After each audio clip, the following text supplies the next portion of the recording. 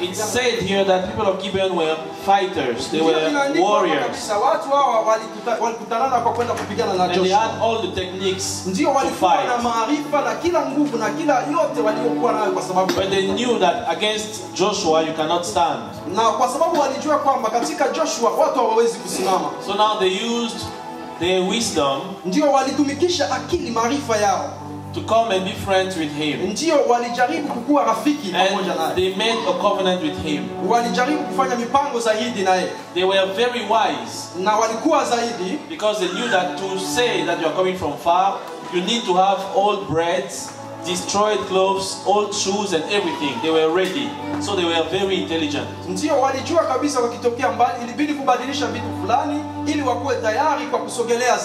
They had the right answer to give to Joshua.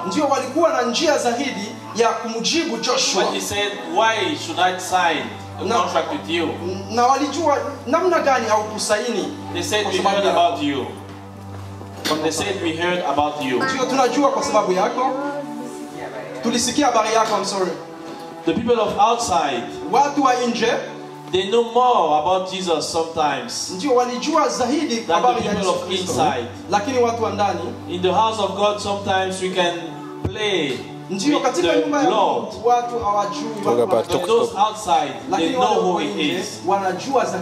They cannot come and fight against Him. I used to say this: the people of the world, they believe Jesus. People of the church believe in Jesus. The church has to start to believe Jesus. And why believing in Him? To believe in Him is to trust Him. But to believe Him is to accept what He says. Like it is true. When He says, I'm coming soon, the church is not ready. The world is ready. Jesus said to His disciples, I will die and 3 days after I will come back. His disciples were believing in Him. The world believed Him because they sent soldiers to keep His grave. And the disciples who believed in Him were not there to wait for Him. The disciples who believed in Him didn't even believe when He came back that He was there. But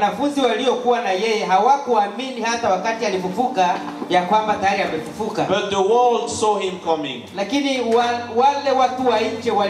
that angel came and removed that stone, the soldiers were there and they saw it.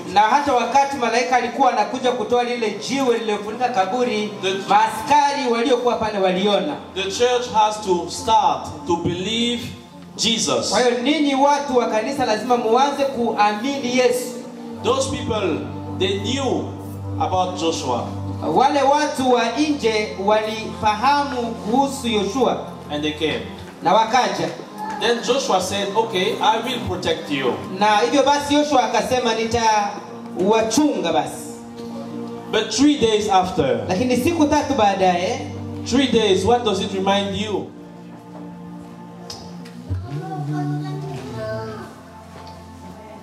Amen.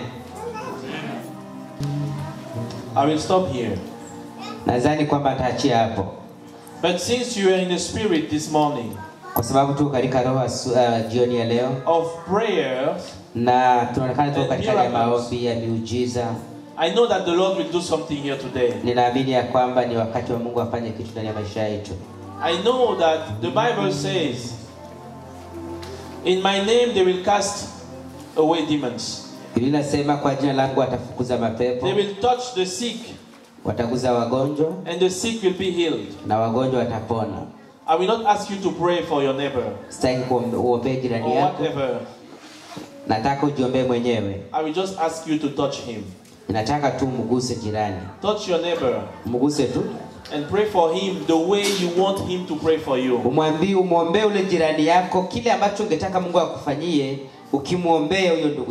Pray for him the way you want him to pray for you. Kile ambacho ungetaka Mungu akufanyie au ile maombi ambayo ungetaka akuombee wewe muombe. The way you want somebody to pray for you. Ile maombi ambayo ungetaka mtu akuombee muombe yeye. Those who are there, you can come and touch somebody. Na wale ambao tuko nyuma hatuna mtu, kuja hakikisha kwamba kuna mtu ambaye unashikana yeye. Pray in your heart, you can pray loud, you can pray the way you want. Uombe kwa sauti ndogo au kwa sauti mingi au kwa lugha yako, omba. And I tell you, the sick will be healed in the name of Jesus. Lakini na hakika ya kwamba wagonjwa watapona kwa jina la Yesu. All the sickness, they will disappear in the name of Jesus. Na magonjwa yote yata when you will pray for your neighbor, the yatapona. Ukiombea jirani yako kama vile ungeweza kujiombea, magonjwa yataondoka.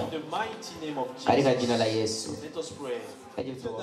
Tayari walikuwa ndani ya agano pamoja na Mungu wa Abrahamu.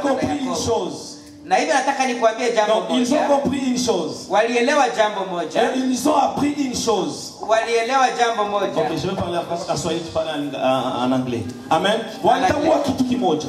They understood one thing. Walijua kama Yoshua katika mapatano pamoja na Mungu wa mbinguni. They understood that the covenant that they had with God. Katika agano kuna nguvu jamani. That the covenant that Joshua had with God was powerful. Kwa maana katika agano, because in the covenant kuna nguvu. There is power. Kuna nguvu. There is power. Ya kuponya.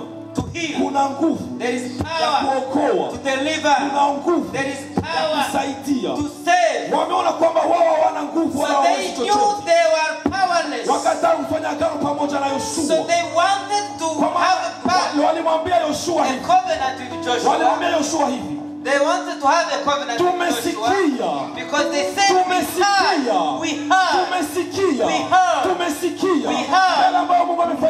What God has done, we have seen how He has been able to help.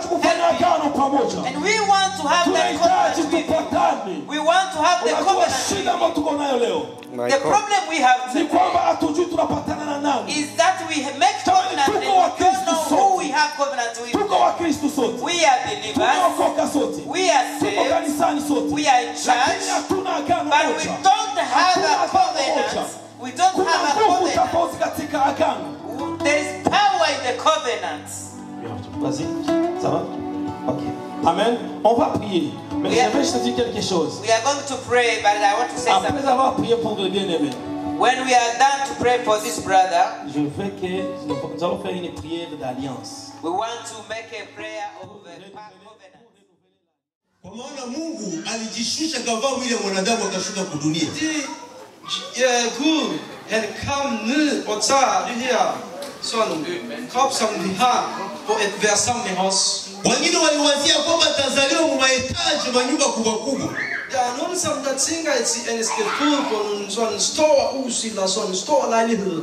Lakini akaonyesha ya kwamba ni lazima ajishushe akazaliwa fasi ngombe inalala mavi ya ngombe. Fordi han viser at på grund af hans kærlighed så han kom ned på en fødder på en dårlig steder på den sted som der klæder sådan går steder.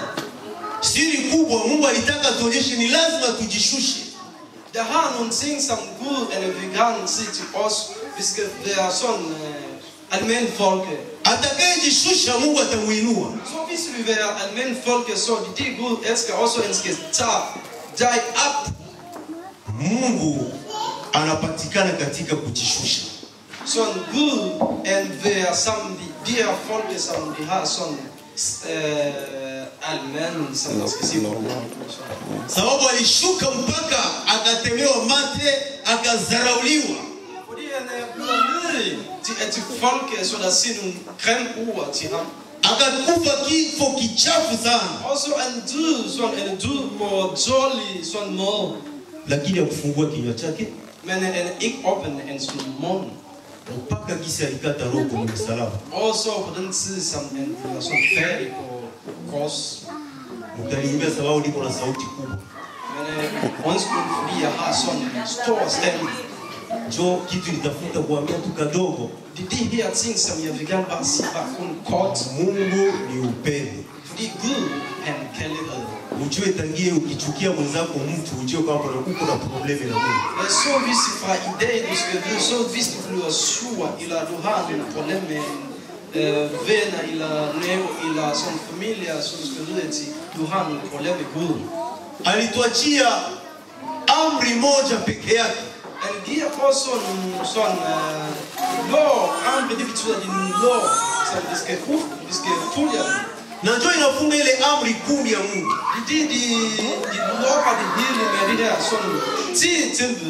Alisema mpendane kadiri mimi nilivyo wapenda. Så han säger I ska älska hinanden liksom jag älskar er.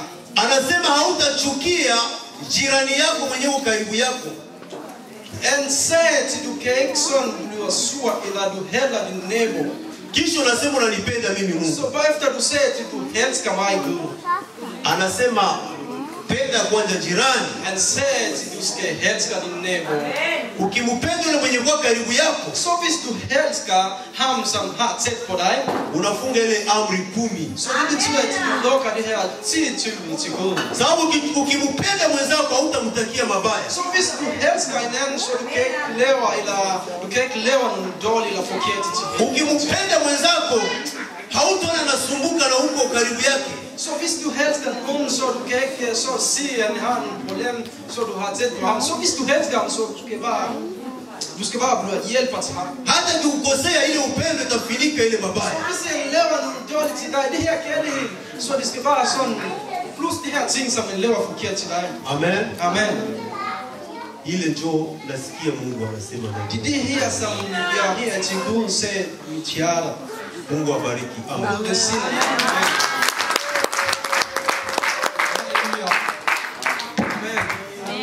Basi kufuatana na Mungu kabisa tunajua Mungu ni mtakatifu na Mungu anaenda katika sheria na haki yake kwa sababu Biblia imeandikwa katika Waroma pale mbili ukisoma inasema ni wanani wazuri ni wale wenye kusikia sheria wale wenye kuitii ni mambo mbili lakini ukishuka chini Biblia inasema ni wale wenye kuitii yani Mungu wetu anakwenda katika utaratibu ni lazima tuitii sheria haleluya na tukiitii sheria sisi tuko huru katika sheria lakini kama tukuitii sheria sisi tuko chini na sheria iko juu yetu yani tuko katika chini ya sheria